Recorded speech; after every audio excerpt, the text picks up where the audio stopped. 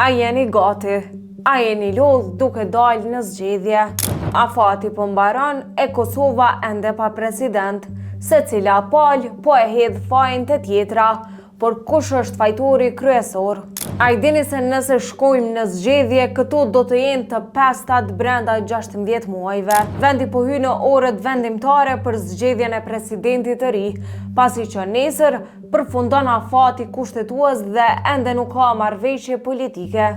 Lëvizja vetëvendosje doli të shtunën me një propozim të ri, duke kërkuar nga Partia Demokratike e Kosovës dhe Lidhja Demokratike e Kosovës që të propozojnë 3 emra ju partijak për postin e presidentit dhe më pas të dakordohen për njërin prej tyre. Kryeministri Albin Kurti i dha afat deri të dielën mbrëma kryetarëve të PDK-s dhe LDK-s për dorëzimin e emrave.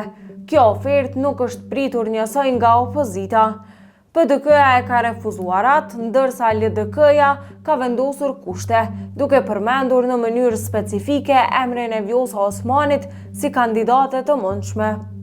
Siç mëson sinjali, një formule detajuar për strukturimin e listës zgjedhore në LDK po qarkullon prapaskenë në kuadër të diskutimeve për një afrimitet të mundshëm mes Lumir Abdigjikut dhe Vjosa Osmanit.